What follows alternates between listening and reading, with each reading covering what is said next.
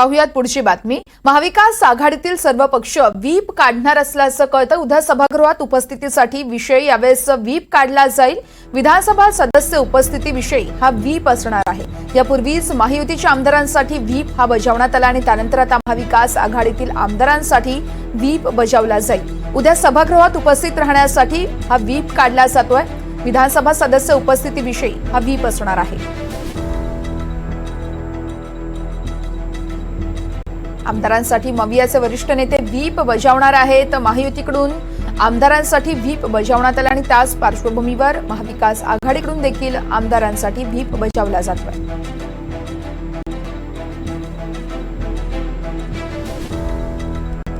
या संदर्भात अधिक माहिती देत आहेत सागर कुलकर्णी आमचे प्रतिनिधी। सागर, आपण पाहतोय आमदारांची फाटाफूट होऊ नये म्हणून आता महाविकास आघाडीकडून देखील कुठेतरी काळजी घेतली जाते। महाविकास आघाडीतील पक्ष आता व्हीप काढणार असल्याचं कळतंय।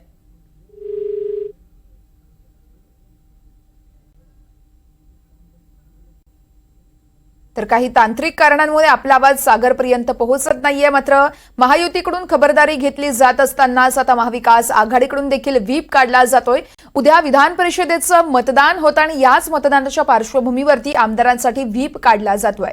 उद्या सभागृहात उपस्थिती राहण्यासाठी हा व्हीप काढला जातोय। सर्व आमदारांना उपस्थित राहण्यासाठी हा व्हीप आहे। विधानसभा सदस्य उपस्थितीसाठी हा व्हीप असून यापूर्वीच महायुतीच्या आमदारांसाठी व्हीप बजावण्यात आलाय आणि त्याच अनुषंगानं महाविकास आघाडीकडून देखील आता खबरदारी घेतली जाते। महाविकास आघाडीतील आमदारांना व्हीप बजावला जातोय। आमदारांसाठी मवियाचे नेते हे व्हीप बजावत आहेत। मविया आमदारांना निवडणुकीमध्ये हजर राहावं लागणार आहे आणि त्यासाठीच हा व्हीप असेल। पुन्हा एकदा आपण सागरकडे जाऊयात। सागर, उद्या विधान परिषदेसाठी मतदान होतं आणि याच मतदानात फाटाफुटी होऊ नये म्हणून महाविकास आघाडीकडून खबरदारी घेतली जाते।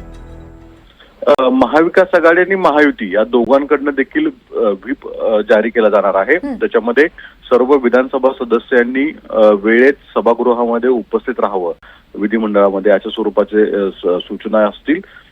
मुळात विधानसभेचं आमदार हे मतदान करणार आहेत आणि यामध्ये कोणतेही गाफील राहू नये, आपले फुटू नयेत या दृष्टिकोनातनं खबरदारी घेताना दिसून येते। वर्षा, निश्चितच सागर, खूप खूप धन्यवाद आपण दिलेल्या सविस्तर माहितीसाठी।